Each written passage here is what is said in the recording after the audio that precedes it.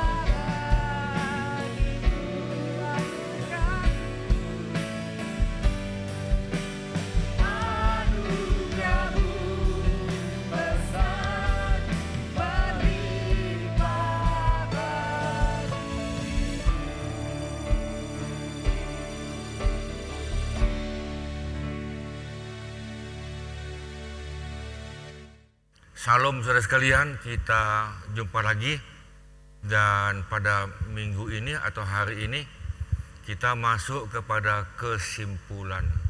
Jadi saudara, ini adalah rangkuman setelah saudara ikuti dalam sekian bulan. Jadi dalam sebuah pelajaran untuk kita terapkan masing-masing, saya pun menerapkan ini, yaitu kecerdasan emosi. Jadi saudara sekalian, kita minta sama Tuhan dan saudara tentunya bisa mengubah emosi saudara dengan lebih cerdas, lebih keterampilan, tentunya dengan hasrat, dengan niat yang kuat. Dan ini perlu latihan proses.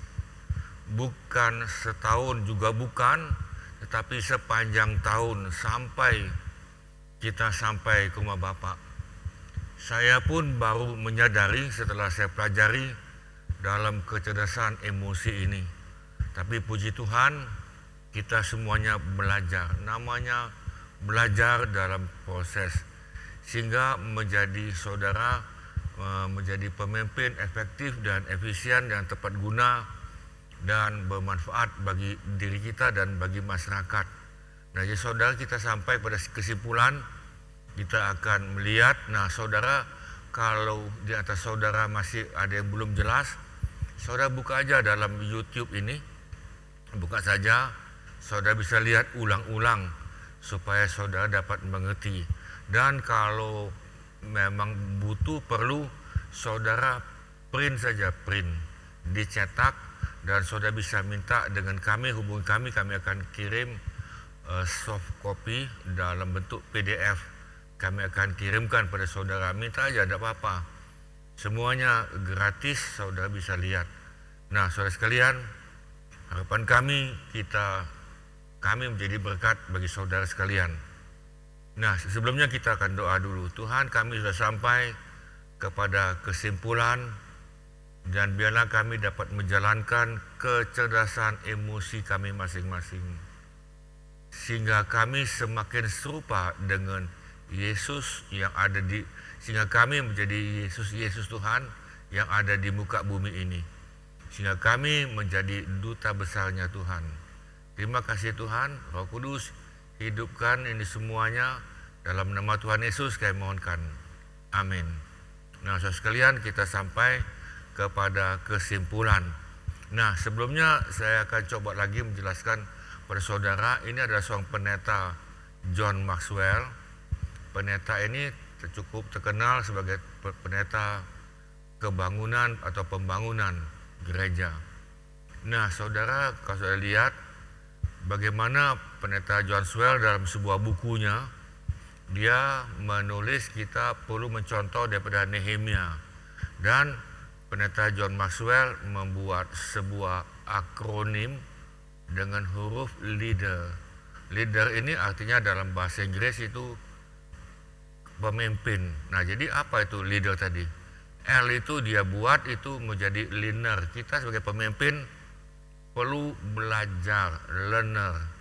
Saudara, kita mesti belajar sepanjang umur kita tetap mau belajar. Nah, di samping belajar, saudara, apa yang saudara lakukan itu harus excellent, terbaik. Saudara memberikan pelayanan yang terbaik, ikut Tuhan yang terbaik, pemerintahan yang terbaik, bukan asal-asalan, bukan. Kemudian untuk E atau A itu attitude. Attitude kita seharusnya adalah sikap mental positif. Jadi saudara lihat apapun dari sikap mental positif. Nah, D itu adalah dreamer. Saudara mesti mempunyai impian. Impian saudara, impiannya apa? Nah, I itu adalah encourager. Saudara bisa memberikan semangat, motivasi kepada di bawah atau dimanapun. Jadi ngomongan saudara itu membangun, ya kan, memotivasi. Apa yang saudara bangun, saudara akan saudara tuai. Untuk R itu adalah responsibility, tanggung jawab. Saudara sebagai pemimpin, sebagai anak Tuhan, kita mesti bertanggung jawab. Nah, itulah yang dibuat oleh John Maxwell. Nah, kita lanjut. Dalam Lukas 22:26, tetapi kamu tidaklah demikian, melainkan yang terbesar di antara kamu hendaklah menjadi yang paling muda dan apa? Pemimpin sebagai apa? Pelayan. Jadi pemimpin itu adalah sebagai pelayan, bukan sebagai bos, ngebos, bukan. Dalam terjemahan BMIK, tetapi kalian tidak boleh begitu. Sebaliknya, orang yang terbesar di antaramu harus, ya kan, menjadi seperti yang terkecil, dan pemimpin haruslah menjadi seperti pelayan. Jadi saudara, pemimpin itu seperti pelayan. Nah, saudara ingat baik-baik firman Tuhan, ya dan amin. Nah, saudara, ada pendeta namanya Dr. Daniel Goleman. Dia adalah hamba Tuhan, tetapi dia salah satu yang mengungkapkan tentang EQ, kecerdasan emosional. Saudara, apa kata Pak Daniel Goleman ini? Keberhasilan seseorang, saudara berhasil dan saya berhasil, itu ditentukan oleh 80% oleh EQ, emotional intelligence, 20% oleh IQ. Nah, karena IQ tinggi tidak bisa menjawab secara kognitif dalam kehidupan saudara maupun dalam pelayanan, dalam rumah tangga dan sebagainya, tidak bisa. Nah, saudara, ada 4 cara untuk saudara dan saya berubah supaya saudara dan saya mempunyai kecerdasan emosi. Ada 4 kemampuan. Saudara bisa, saya jawab bisa, ya kan, bisa. Apa itu bisa tadi? Saya sudah katakan dalam beberapa minggu yang lalu berdasarkan Alkitab. Yang pertama adalah saudara kesadaran diri. Saudara menyadari tidak dirimu, ya kan, dalam diri saudara memang ada kekuatan, ada potensi, ada kemampuan, ada kepintaran, tetapi saudara mempunyai kelemahan. Nah, saya juga punya kelemahan. Saudara mesti sadar kelemahan ini.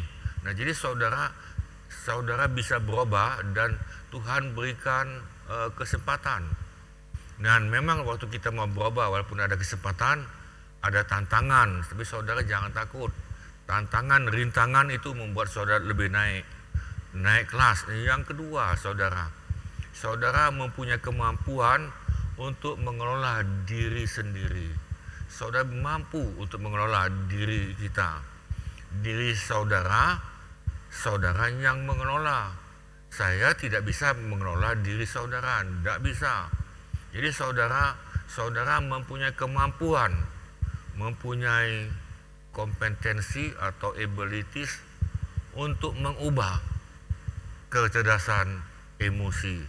Yang ketiga, saudara, nah, kita perlu penyadaran sosial. Waktu saudara bergaul yang lain, ingat, kita jangan asal-asal ngomong, ya kan, jangan asal-asal bicara.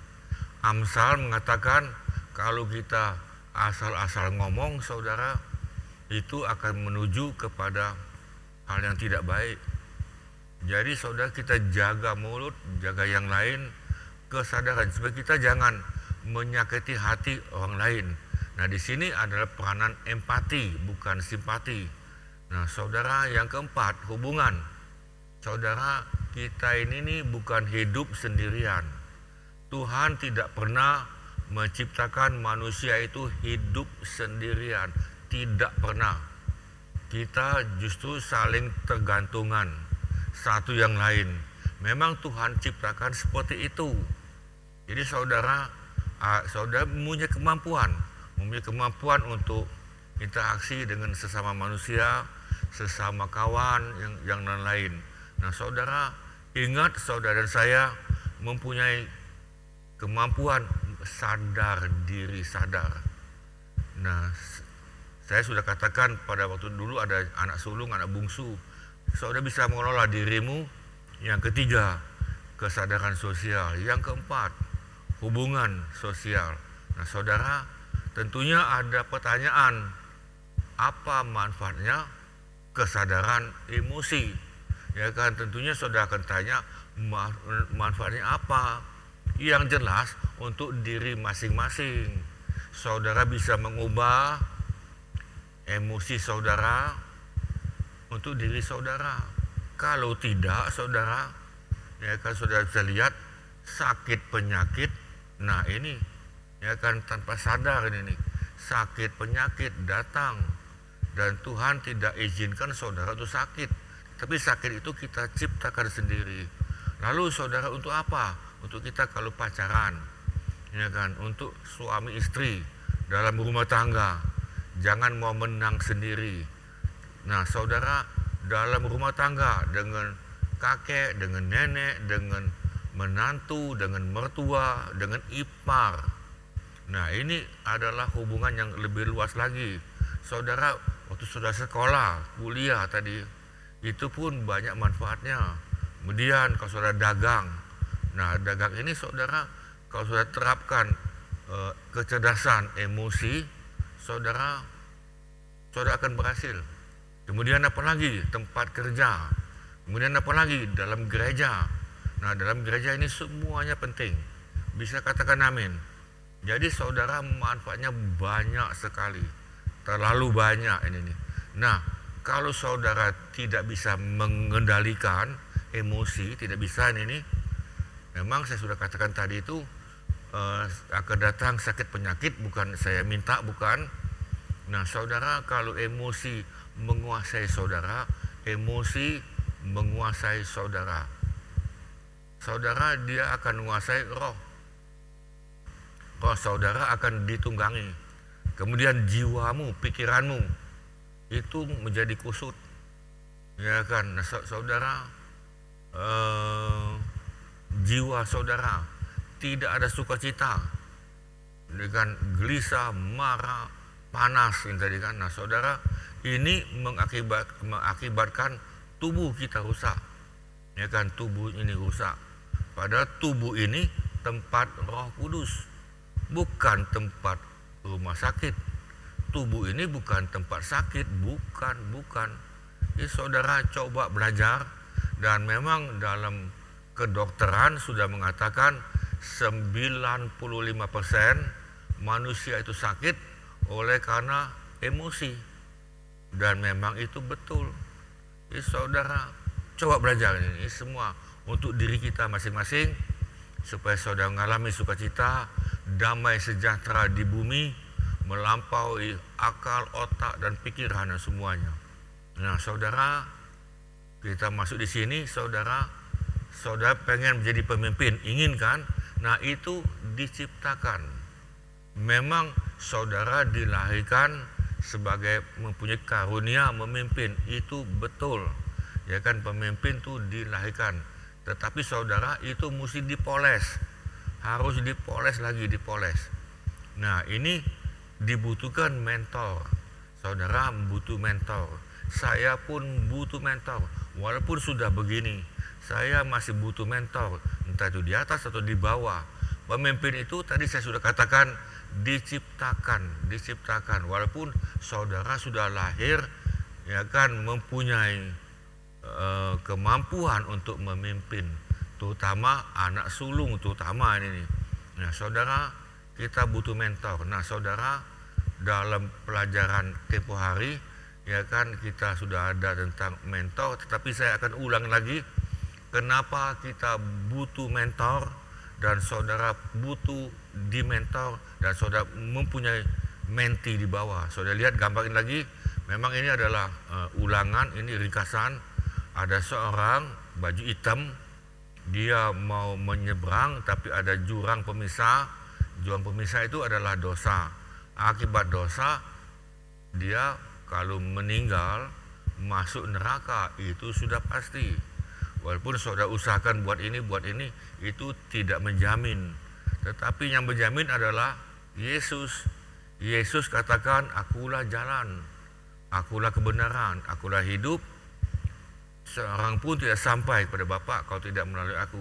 Nah, saudara, yang baju hitam itu ada yang menyampaikan kabar baik, ada yang bersaksi, saya asalnya bukan Kristen, tetapi ada yang bersaksi pada saya. Dia beritahukan begini. Nah, saudara, akhirnya yang baju hitam itu terima Yesus. Nah, begitu dia terima Yesus, artinya dia masih baik rohani. Nah, bayi ini tidak bisa makan sendiri, tidak bisa. Ya kan, dia nyusu sendiri, tidak bisa. Mandi sendiri, tidak bisa. Jadi saudara, ada yang asuh, orang tua rohani. Nah, ini dia akhirnya menjadi anak-anak. Kemudian dia menjadi pemuda, remaja dulu jadi pemuda. Dan pemuda ini pelan-pelan dimentor menjadi dewasa. saudara seorang dewasa mempunyai anak. Dan ini apakah cukup tadi? Saya bilang belum. Walaupun kita sudah umurnya lansia lah, segala macam ini, itu harus ada yang dimentor terus sampai nafas yang terakhir. Nah saudara, kita lihat dalam gambar ini, yang baju hitam itu bicara orang tidak percaya atau belum. Kemudian dia nyebrang, saudara perlu buat gambar ini. Saudara belajar buat gambar, ini gambar menyeberang. Nah, ketika dia menyeberang, dia menjadi orang percaya.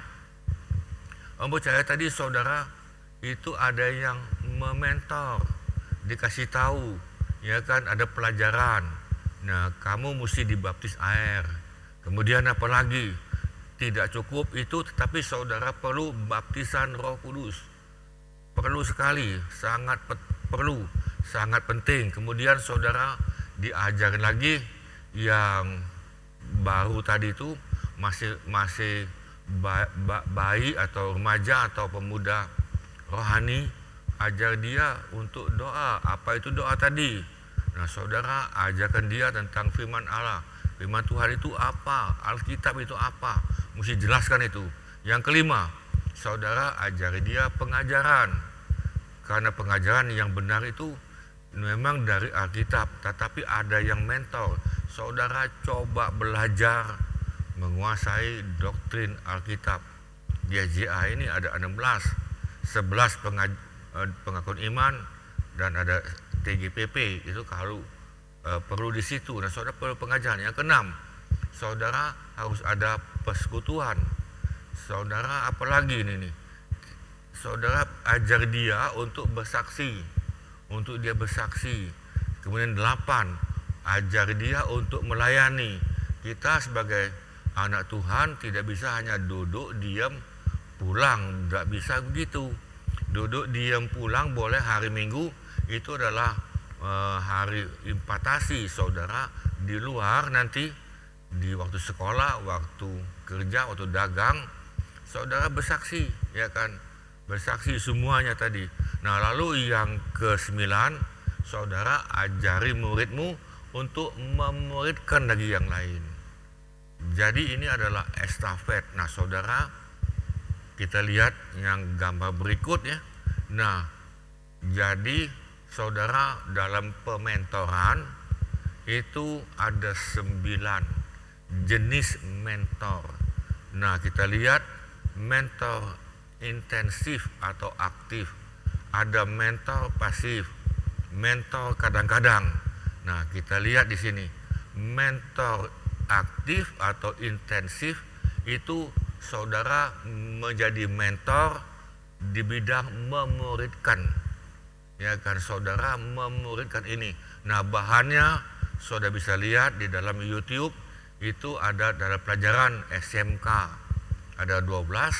Lalu saudara masuk lagi ke dalam doktrin GJA ada 16 dan 11 pengakuan iman. Saudara buka itu semua, buka. Saudara coba belajar. Nah kemudian saudara perlu membimbing rohani. Jadi mentor itu membimbing yang si murid atau menti. Saudara menjadi pelatih. Jadi saudara ini adalah yang intensif atau aktif. Nah kita lihat yang kadang-kadang itu seperti konselor. Nah ini saudara masuk lagi intensif, itu lebih disengaja. Jadi saudara mentor sengaja ya akan mencari waktu, mencari kesempatan untuk tatap muka di samping daring, ya kan, di samping daring. Jangan daring melulu, ya kan, laptop melulu, bukan. Tapi saudara perlu tatap muka, perlu lebih sengaja untuk ngobrol. Nah saudara, ini adanya namanya pasif, kurang disengaja, kurang. Nah saudara boleh mempunyai model teladan yang kontemporer atau dari sejarah, ya karena ini adalah model saudara, ya kan, ini jarak jauh bisa, ya kan, dan itu tidak perlu tatap muka, tidak perlu. Nah kemudian yang kadang-kadang adalah guru saudara. Kadang-kadang kita tidak mengerti, ya kan, apa itu hari kiamat. Nah, tidak ngerti. Saudara cari yang mentor, mempunyai talenta sebagai guru mengajar, yang mengerti untuk saudara diajar tadi. Nah, lalu saudara itu ada sponsor. Jadi saudara bisa lihat dari gambar ini, dari bagian ini ada 9 jenis mentor. Ada 9 saudara di sini. Nah, saudara, kita masuk lagi di sini. Lalu kita lihat di dalam pementoran dari 2 Timotius. Ya, karena ini hanya khusus dari kitab 2 Timotius. Nah, yang pertama saudara, kenal mereka, kenal. Saudara kenal mereka ini nih. Ya kan? Sebetulnya yang pertama kenal, yang kedua saudara, muridmu, mentimu, mentor membantu mereka naik kelas. Dibantu itu. Mereka akan mengalami ancaman, kesulitan. Saudara bantu mereka. Nah, kemudian yang ketiga, saudara sebagai mentor utamakan supaya muridmu atau menti semakin dewasa pribadi, rohani ini. Memang tubuhnya semakin dewasa, betul, tetapi yang saya maksudkan adalah rohani mereka. Jangan rohani mereka kayak anak-anak, ya kan? Nah, beda itu. Nah, yang keempat, lindungi muridmu dari orang-orang yang beracun atau mempunyai sifat merusak. Jadi itu adalah bad character, bad distraction character. Itu dalam bahasa Inggrisnya tadi, mempunyai sifat destruktif. Ada itu orang Kristen loh ini. Nah, saudara lindungi mereka, ya kan, lindungi mereka dan jelaskan kepada mereka. Nah, ini jangan bergaul, dijauhi, jangan bergaul, jangan ngajak ngomong. Sudahlah, kita bukan musuhan, bukan. Kita bukan musuhan, sekali lagi bukan. Ya, tapi saudara ini orangnya beracun, ya kan, saudara bisa terkena itu secara tidak langsung. Yang kelima, saudara sebagai mentor menjadi teladan. Mau lihat Yesus, lihat aku. Nah, gitu kan. Jangan begini, jangan lihat aku, lihat Yesus. Dia masuk ke gereja, di mana dalam gedung gereja ada Yesus? Apa ada di salib, atau ada di pintu, atau ada di mana? Nah, kan dia bingung. Nah, jadi saudara menjadi teladan. Paulus mengatakan, kalau kamu mau lihat Yesus, lihat aku. Lihat dalam pengajaranku, kesabaranku, kasihku, pendirianku, dan yang lain-lain, saudara. Nah, kemudian yang keenam, arahkan murid saudara supaya memenuhi tujuan Allah di dalam kehidupan mereka. Kita diciptakan oleh Tuhan dengan sebuah tujuan hidup. Saudara lihat dalam bagan ini, saudara lihat terus ini. Saudara lihat terus dalam bagan ini, saudara yang keenam tadi, saudara arahkan mereka supaya mereka mengerti tujuan hidup. Tujuan hidup kita bukan hanya makan minum, bukan, ya kan, bukan, tetapi ada maksud Tuhan. Nah, itu sudah dikatakan dalam pelajaran SMK, ada di situ dalam SMK. Nah, saudara, lalu yang ketujuh dalam pementoran 2 Timotius, kitab 2 Timotius adalah saudara, murid saudara diberdayakan, dilatih untuk mementor orang lain. Saudara lihat di bagan ini, saudara bisa lihat kan, ini ada 7 saudara, ini ada 7. Jadi yang pertama itu bukan lihat, kenal mereka. Nah, kemudian yang ketujuh adalah berdayakan mereka, dilatih untuk mementor orang lain. Nah, saudara kenal mereka, bantu mereka naik kelas, lalu utamakan mereka dewasa, lindungi mereka daripada orang yang beracun, dan kemudian saudara jadi teladan dalam segala hal. Kemudian yang keenam, arahkan muridmu supaya mereka mengerti tujuan hidup. Tuhan menciptakan saudara dengan sebuah tujuan, bukan asal-asal ada, bukan, ada tujuan. Kemudian ajak mereka, latih mereka untuk mementor yang lain. Nah, saudara, harapan kami, doa kami supaya saudara bisa meningkatkan kecerdasan emosi dan saudara bisa mementor. Nah, untuk minggu depan kita akan masuk sebuah pelajaran dengan judul Jam Hari Kiamat. Apakah dunia ini sedang menuju kiamat atau memang sudah kiamat? Kita akan lihat itu minggu depan. Saudara, doa saja supaya saudara dapat mengerti. Nah, saudara, kami sampai di sini dulu dalam pelajaran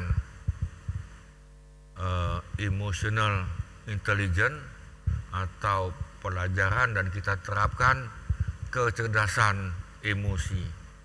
Kami percaya saudara bisa, dan ini adalah sebuah proses dengan niat yang kuat.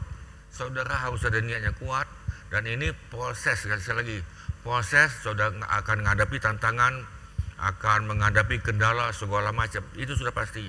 Itulah sebabnya saudara harus punya mentor, ya kan? Harus punya mentor. Tadi saya sudah katakan ada 9 jenis mentor ini. Nah, kami harapkan saudara semua menjadi mentor ini semua sampai kepada 2 Timotius ini. Kita berdoa, Tuhan, sampai di sini dulu, biar kami dapat menjadi mentor yang teladan dan diingat supaya kami menjadi sebuah legasi, sebuah legenda bagi yang di bawah, supaya hidup kami menjadi contoh bagi mereka dan mereka dapat menerapkan daripada kehidupan yang mereka lihat dalam kami ada Tuhan Yesus dan ada Roh Kudus. Terima kasih Tuhan, kami bisa membagikan pada mereka semua sehingga mereka menjadi murid Tuhan Yesus yang tangguh dan yang kuat. Terima kasih Tuhan. Kami memberkati yang ikut ini, kami lepaskan damai sejahtera, sukacita, dan tumbuh dalam kasih karunia demi kasih karunia daripada Tuhan Yesus, dan dengan pertolongan Roh Kudus sehingga kami semakin serupa dengan Kristus di bumi ini, sehingga banyak yang menerima Yesus melalui kehidupan kami, dan kami menjadi berkat bagi segala bangsa dan memperhatikan mereka. Terima kasih Tuhan, mampukan kami dan Tuhan berkati kami. Di dalam nama Tuhan Yesus kami lepaskan berkat ini. Saudara yang percaya katakan amin. Amin saudara sekalian, Tuhan berkati.